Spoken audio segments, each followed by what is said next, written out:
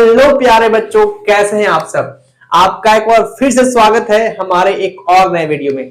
तो आज का हमारा टॉपिक है अनुवाद। हमसे बहुत बार पूछा गया है कि अनुवाद को कहां से शुरू करें, कहां से पढ़े ताकि अनुवाद जो है अच्छे से बनने लगे और हमें कोई कंफ्यूजन ना हो। तो आपको इस वीडियो में ये सब कुछ बताने वाले हैं कि हम कहां से अनुवाद को शुरू करें ताकि हमें कोई डाउट ना रहे, कोई दिक्कत ना आए। तो इस वीडियो को पूरा देखेगा और अपने दोस्तों के साथ शेयर कर दीजिएगा।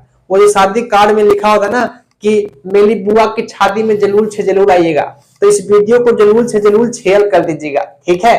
तो चलिए देखते हैं कि क्या जो है इंपॉर्टेंट होता है अनुवाद के लिए। तो सबसे पहले बात कि आपने जितना भी पाप किया है, यानी कि जो पिछले क्लास में नहीं पढ़ा है, 7, 8, 9 क्लास में नहीं पढ़ा है, वो सब पढ़ना पड़ेगा। तो ध्यान से पढ़ेगा, थोड़ा सा मन लगा के पढ़िएगा। अगर बाबू सोना के ख्याल में रहेंगे तो फिर कहियो नहीं पढ़ पाएंगे, फिर कहियो कुछ नहीं आएगा, बोर्ड एग्जाम में गोल गोल लड्डू मिल जाएगा। तो लड्डू ना मिले इसलिए थोड़ा सा 10वां क्लास में, क्लास 10th में मन लगा के पढ़िए, दम लगा के पढ़िए, तब जाके नंबर आना है और 100 में 100 आना है, क्योंकि संस्कृत 100 मार्क्स का होता है, ठीक है। तो बाबू सोना के चक्कर में रहोगे, हाँ बाबू, हाँ क्या कर रहे हो, तो हाँ क्या कर रही हो, ऐसे ही करते रहोगे तो फिर क्या ही करते रह जाओगे, कुछ नहीं होना है। तो आइए देखते हैं अनुवाद को। तो सबसे पहले मैं एक अनुवाद लिखता हूं। क्या लिखूं मैं लिखता हूं कि सिंपल सा अनुवाद है कि राम दौड़ता है, राम दौड़ता है। आपने ऐसा सेंटेंस तो देखा ही होगा, ऐसा अनुवाद देखा ही होगा, राम दौड़ता है। एक बहुत ही फेमस जो है अनुवाद है, गंगा हिमालय से निकलती है, गंगा हिमालय से निकलती है। बहुत बार देखा होगा, बोर्ड एग्जाम में जब जरूरी से जरूरी पूछता है तो कैसे बनाएंगे, ठीक है। गंगा हिमालय से निकलती है। एक और है कि पेड़ से पत्ते गिरते हैं, पेड़ से पत्ते गिरते हैं। तो ये सब जो इंपॉर्टेंट VVI अनुवाद है, इसको कैसे बनाया जाता है, बहुत ही आसान तरीका है। अगर आप समझ जाओगे तब, और नहीं तो जिंदगी भर रटते रह जाओगे, लेकिन कहीं नहीं आएगा, कभी नहीं आएगा। तो आसानी से समझ ले, इसके लिए हमको इसको बेसिक समझना पड़ेगा।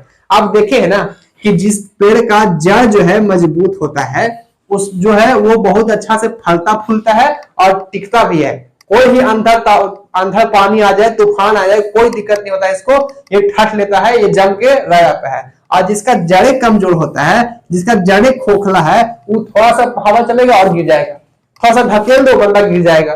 तो जब जड़ मजबूत रहेगा तभी जो है आगे जो है फैलेगा और फूलेगा और डट के खड़ा रहेगा। तो आपको भी संस्कृत का जड़ मजबूत करना है, इस ग्रामर का बेसिक मजबूत करना है।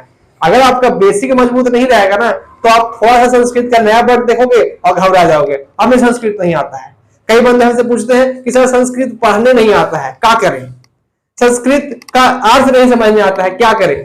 तो अगर संस्कृत ग्रामर आएगा ही नहीं तो संस्कृत का अर्थ कहां समझ लोगे, हवा है कि ऐसे ही मतलब सीख लोगे 1 मिनट में। संस्कृत भी एक बहुत टफ लैंग्वेज है, और टफ लैंग्वेज होने का कारण है ये सबसे पुराना लैंग्वेज है, इसको कोई जानता नहीं है, तो कैसे जान पाओगे। तो इसका बेसिक जो है आपको बहुत अच्छे से समझना पड़ेगा, अच्छे से समझना पड़ेगा और पकड़ना पड़ेगा। तो आज हम बेसिक पे काम करेंगे, आज हम जड़ पे बात करेंगे। अगर जड़ मजबूत रहेगा तो ऊपर जो है फल आराम से लगेगा। तो आज हम इसका जड़ देखते हैं कि कहां से जो है शुरू होता है, दम कचोड़ देंगे इसको, ठीक है। दम चुटकी में जाके ऐसे बनाओगे आप। राम गंगा हिमालय से निकलता है, गंगा हिमालयात नहीं सहती, पेड़ से पत्ते गिरते हैं, वृक्षात पत्राणी पतंती। तो ये सब जो है जब चुटकी में जाके आप बनाओगे, कैसे बनाओगे, जब बेसिक मजबूत होगा तब बनाओगे। तो आज हम बेसिक पे काम करने वाले हैं।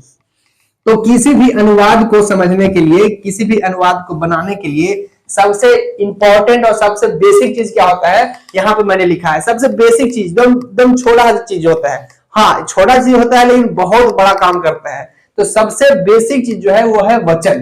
पहले आपको पकड़ना पड़ेगा कि कौन सा वचन है, कौन सा पुरुष है, क्या धातु लगा है, धातु हिंदी में कहते हैं क्रिया, कौन सा लकार है, लकार को हम कहते हैं काल, कौन सा विभक्ति है, विभक्ति को कहते हैं कारक। आपने हिंदी में सब पढ़ा होगा, लेकिन अब संस्कृत में पढ़ना पड़ेगा, क्योंकि आप संस्कृत पढ़ रहे हो। शब्दार्थ, आपको शब्दार्थ अच्छा पकड़ होना चाहिए कि किस वर्ड को संस्कृत में क्या कहते हैं। अब आपने इंग्लिश तो खूब पढ़ा होगा, भाई को ब्रदर कहते हैं, भाई को संस्कृत में क्या कहते हैं, भाई को संस्कृत में भ्राता कहते हैं। तो आपको ये संस्कृत का वर्ड जानना होगा, तभी तो आप संस्कृत को पकड़ पाओगे। तो आइए देखते हैं बारी बारी से कि सबको जो है हम कैसे सोल्व करते हैं आसान भाषा में। तो सबसे पहला टॉपिक हमारा क्या है, हाँ एक बात और मैंने मिटा दिया लेकिन फिर भी देख लीजिए। एक बात और, अब मैंने कह दिया कि वचन जो है पढ़ना पड़ेगा। अब आप पूछेंगे सर इसमें वचन कहाँ आया है, वचन समझाइए जरा इसमें कि कौन सा वचन लगा हुआ है। तो आप यहाँ पर देखिए, पेड़, वचन मतलब होता है संख्या। यहाँ पेड़ बता रहा है, कितना पेड़ है, एक पेड़ है। पत्ते गिरते हैं, कितना पत्ता है, बहुत सारा पत्ता है। तो कौन बताएगा, वचन बताएगा ना कि ये बहुवचन है कि एक वचन है, ये एक वचन है कि बहुवचन है। इससे वचन से ही पता चलेगा। तो वचन भले ही छोटा टॉपिक है लेकिन बहुत इंपॉर्टेंट है, ठीक है। अब बात करेंगे सर पुरुष कहाँ आया, इसमें कौन सा पुरुष लगा हुआ है। तो इसमें पेड़, देखिए पेड़ कौन सा पुरुष है, ये बोल रहा है, सुन रहा है, या इसके बारे में बात हो रहा है। ये प्रथम पुरुष है, मध्यम पुरुष है या उत्तम पुरुष है। तो ये प्रथम पुरुष है क्योंकि इसके बारे में बात किया जाता है। पेड़ बोलता है, नहीं बोलता है, पेड़ सुनता है, नहीं सुनता है। उत्तम पुरुष भी नहीं होगा, मध्यम पुरुष भी नहीं होगा, ये प्रथम पुरुष होगा। तो पुरुष इसमें लगा हुआ है। अब पूछेंगे लकार कहाँ है सर, इसमें कौन सा लकार है। तो ये देखिए पेड़ से पत्ते गिरते हैं यानी वर्तमान काल है, यानी लट लकार है। तो लकार भी इंपॉर्टेंट टॉपिक है। इसमें धातु कहाँ है, धातु यानी क्रिया, क्या काम हो रहा है, गिरने का काम हो रहा है। तो कौन सा धातु लगा हुआ है, तो पत धातु लगा हुआ है। तो ये सब कुछ हम जानेंगे तभी तो संस्कृत का अनुवाद अच्छे से बना पाएंगे। तो सबसे पहले बेसिक मजबूत करना बहुत जरूरी है। विभक्ति कहाँ लगा है, से, ये जो से है वो कारक चिन्ह होता है, विभक्ति होता है। इसका इस्तेमाल कैसे करते हैं सब कुछ जानेंगे। तो चलिए आगे देख बढ़ते हैं और सबसे पहले समझ लेते हैं वचन। वचन क्या होता है, वचन किसे कहते हैं। मैंने कई बार पढ़ाया भी होगा और शायद आपको पता भी होगा। तो आइए एक बार रिवीजन कर लेते हैं, वचन किसे कहते हैं, क्या होता है, कितने प्रकार के होते हैं। तो मैं सिंपल भाषा में आपको समझाता हूं, ज्यादा लंबा लिफाफा नहीं होगा। तो आसान भाषा में समझिए कि वचन मतलब होता है संख्या। क्या होता है, संख्या। जहां संख्या का बोध हो, जहां नंबर का बोध हो, उसको हम वचन कहते हैं संस्कृत में, और हिंदी में वचन कहते हैं, ठीक है। तो वचन यानी कि संख्या। तो इसका परिभाषा क्या होगा कि जिससे संख्या का बोध हो उसे वचन कहते हैं। परिभाषा आप लिख लीजिए, जिससे संख्या का बोध हो उसे वचन कहते हैं, ठीक है। जिससे संख्या का बोध हो उसे वचन कहते हैं। आइए अब जानते हैं वचन कितना प्रकार का होता है। वचन कितने प्रकार के होते हैं, तो वचन 3 प्रकार के होते हैं। सिर्फ संस्कृत में 3 होता है, ठीक है। कौन कौन संस्कृत में कौन कौन होते हैं, कितने होते हैं। तो संस्कृत में वचन 3 होते हैं। कौन कौन होते हैं, तो एक वचन, एक वचन, द्विवचन और बहुवचन। नाम सुना ही होगा आपने, एक वचन, द्विवचन और बहुवचन। आपने अगर हिंदी पढ़ा होगा तो सिर्फ आपको एक वचन और बहुवचन ही मिला होगा। अगर अंग्रेजी पढ़ते हो तो सिंगुलर नंबर, प्लूरल नंबर। लेकिन द्विवचन जो है वो सिर्फ और सिर्फ संस्कृत में मिलेगा, संस्कृत में पढ़ने को मिलता है। तो द्विवचन आप याद रखेगा, तो एक वचन, द्विवचन और बहुवचन। अब इसे एग्जांपल समझ लेते हैं कि एक वचन में कौन आता है, द्विवचन में कौन होता है, बहुवचन में कौन आता है। तो सबसे पहले परिभाषा क्या होगा, एक वचन यानी कि एक संख्या, एक वचन यानी कि एक संख्या जिसमें सिर्फ एक संख्या का बोध हो उसे एक वचन कहते हैं। फिर से, एक संख्या यानी एक वचन, द्विवचन यानी सिर्फ 2 संख्या, सिर्फ और सिर्फ 2 संख्या का बोध होगा उसे द्विवचन कहेंगे। बहुवचन जिसमें 2 से अधिक या बहुत सारे संख्याओं का बोध होता है उसे बहुवचन कहते हैं। तो देखिए एक वचन का एग्जाम्पल क्या हुआ, एक एग्जाम्पल, इसका एग्जाम्पल हो जाएगा एक कलम, एक कलम, कलम। ये क्या है, एक वचन का एग्जाम्पल है। एक कलम, एक किताब, एक मोबाइल, एक गर्लफ्रेंड, एक बॉयफ्रेंड, एक बाबू सोना, ये सब क्या है, एक वचन का एग्जाम्पल है। तो जितने भी संख्याएं जिसमें एक लगा हो या जिसमें सिर्फ एक होने का बोध हो उसे एक वचन कहते हैं। जैसे कि अगर मैं बात करूं, मैं, अगर मैं कहूं तो मैं में कितने संख्या का बोध हो रहा है, मैं अकेला हूं, कितने संख्या का बोध हो रहा है, एक संख्या, तो एक वचन में आता है। अगर मैं कहूं तुम, तो तुम में कितने संख्या का बोध हो रहा है, सिर्फ एक संख्या, एक वचन में आएगा। अगर मैं कहूं वह, तो वह में कितने संख्या का बोध हो रहा है, सिर्फ एक संख्या का बोध हो रहा है, एक वचन आएगा। किसी का नाम है जैसे राम है, तो राम कितना संख्या है, राम कितना लड़का है, एक लड़का है, तो एक वचन में आएगा।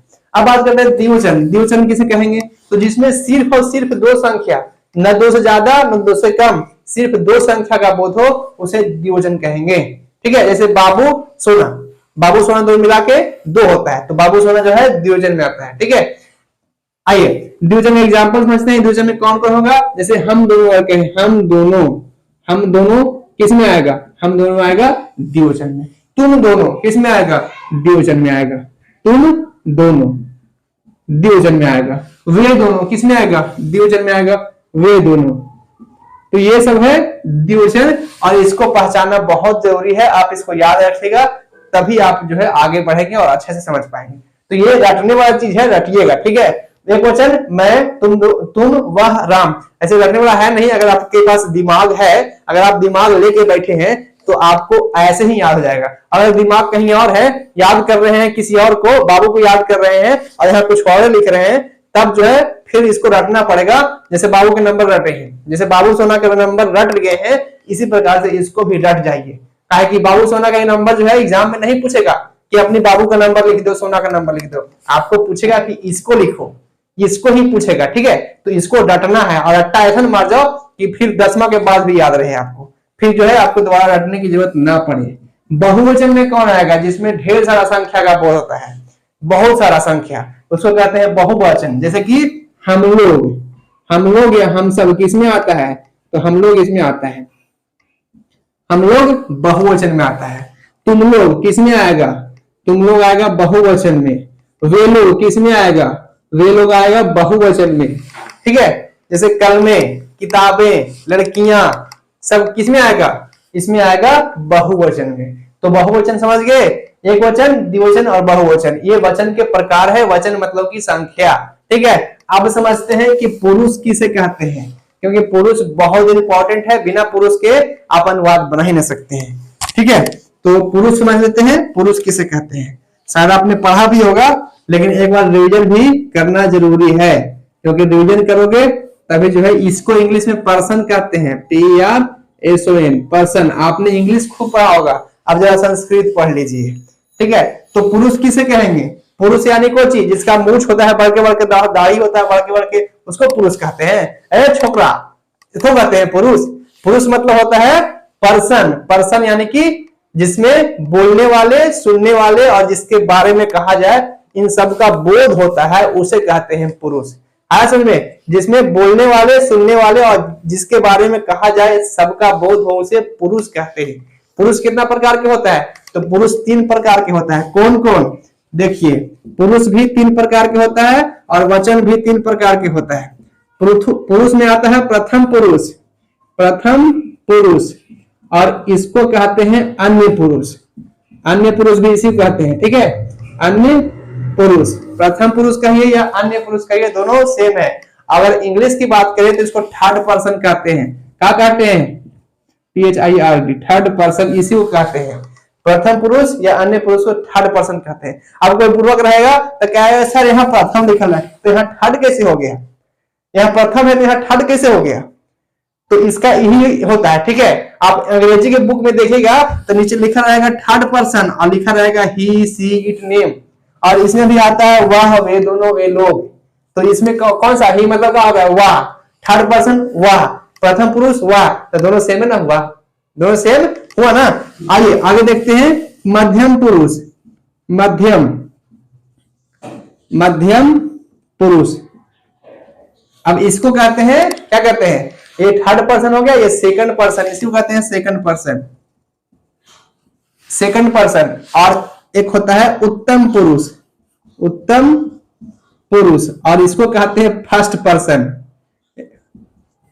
अब कहेंगे कि सर उत्तम पुरुष को फर्स्ट पर्सन कैसे कहेंगे, प्रथम पुरुष को फर्स्ट पर्सन कहेंगे। हमको कमेंट लिख ले था कि सर प्रथम पुरुष को, सर नहीं कहा था कि पहले आपको जो है पढ़ाने के लिए सीख लीजिए, फर्स्ट पर्सन को प्रथम पुरुष कहते हैं। मुझे ही सिखा रहा था कि फर्स्ट पर्सन को प्रथम पुरुष कहते हैं, तो मैंने कह दिया कि पहले खुद पढ़ लो भाई, उसके बाद मुझे बताना।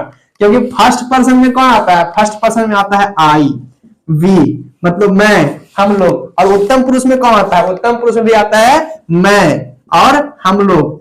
किसमें आता है, ये आता है उत्तम पुरुष में। अंग्रेजी में कहो तो आई, वी, और संस्कृत हिंदी में कहो तो मैं, हम लोग, और दोनों एक ही है ना। तो ये प्रथम, उत्तम पुरुष और फर्स्ट पर्सन दोनों एक ही होता है। ठीक है। नाम उल्टा सीधा हो जाता है, अंग्रेजी में उल्टा चलता है, फर्स्ट सेकंड और थर्ड, और यहाँ प्रथम पुरुष और प्रथम मध्यम और उत्तम तो उल्टा चलता है। तो इसको आप कंफ्यूज मत होइएगा, नहीं तो फिर आप भी जो है उसी की तरह कमेंट लिखिएगा, तो पहले खुद सीख लीजिए। तो मैं फिर से लिखूंगा आपको कि पहले खुद आप पढ़ लीजिए, उसके बाद मुझे पढ़ाने आइएगा।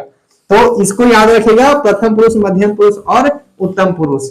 हाँ, अंग्रेजी नहीं पढ़ रहे हैं तो इसको मारो गोली, क्योंकि हमें अंग्रेजी से भी कोई मतलब नहीं है। अभी हमें संस्कृत पढ़ना है, अपना खुद का संस्कृति पढ़ना है।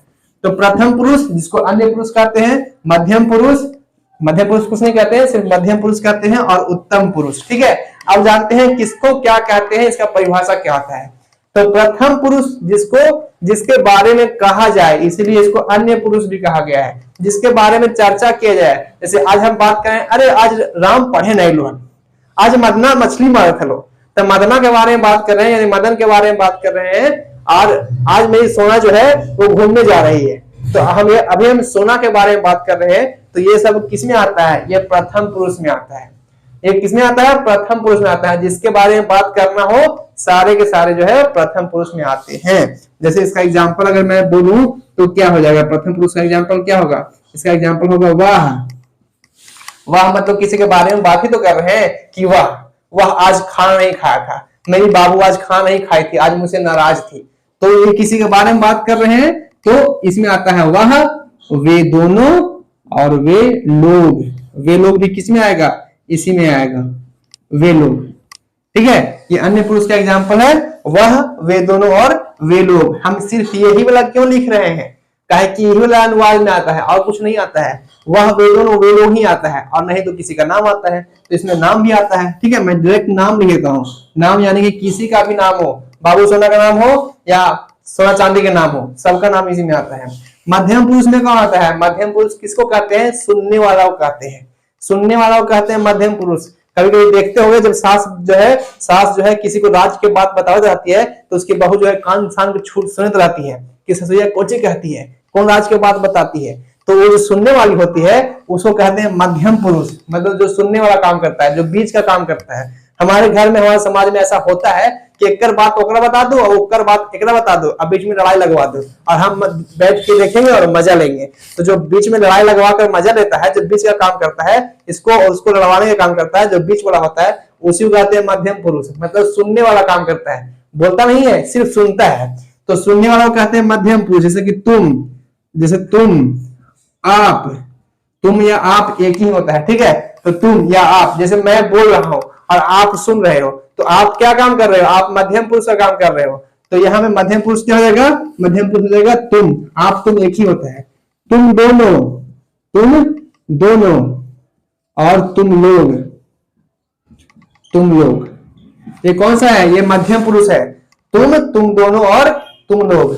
अब बात करते हैं उत्तम पुरुष कौन होता है, तो बोलने वाला होता है उत्तम पुरुष, जो कहता है, बोलता है, जो वक्ता होता है, जो स्पीकर होता है, सब एक ही चीज है, और उसको कहते हैं उत्तम पुरुष। अब कोई व्यक्ति अपने आप को उत्तम बताएगा ना, किसी और को उत्तम क्यों बताएगा, उत्तम मतलब सबसे बढ़िया, सबसे अच्छा, तो कोई भी अपने आप को ही सबसे बढ़िया कहेगा। तो बोलने वाला होता है उत्तम पुरुष, और बोलने वाला कौन है, मैं बोल रहा हूं, तो अभी मैं हूं उत्तम पुरुष। तो मैं, अगर दोनों मिलके बोलेंगे, मैं और मेरी गर्लफ्रेंड दोनों मिलके बोलेंगे, तो हम दोनों हो जाएंगे उत्तम पुरुष। तो हम दोनों और हम लोग, ये है उत्तम पुरुष। ठीक है, ये बहुत इंपॉर्टेंट है, इसको अगर ध्यान में रखेंगे तब अनुवाद जाके सही से बनेगा, और नहीं तो अगर इसको हवा में खो देंगे और बाबू सोना के याद ले आएंगे तो फिर कहीं नहीं बनेगा अनुवाद। तो इसको समझना, और इसको समझना बहुत इंपॉर्टेंट है। आइए इसको पहले फिर से एक बार रिवीजन कर लेते हैं, देख लेते हैं क्या पढ़ा। प्रथम पुरुष यानी कि अन्य पुरुष, प्रथम पुरुष यानी अन्य पुरुष, दोनों सेम है।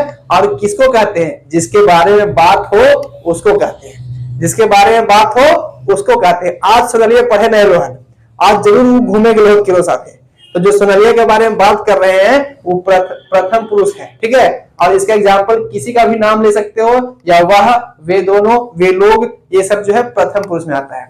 मध्यम पुरुष जिसको सुनने का काम होता है, जिसको सुनने का मतलब सिर्फ सुनती है या सुनता है, तो उसको कहते हैं मध्यम पुरुष। जैसे तुम दोनों, तुम लोग, या आप दोनों, आप लोग भी कर सकते हैं। उत्तम पुरुष, बोलने वाला खुद को उत्तम पुरुष कहता है। जैसे मैं, हम दोनों और हम लोग। वचन समझ गए, पुरुष समझ गए। ये भी 3 प्रकार का होता है, ये भी 3 प्रकार का होता है। पहले आप इसको स्क्रीनशॉट ले लीजिए। अब बढ़ते हैं धातु की ओर। धातु मतलब क्रिया।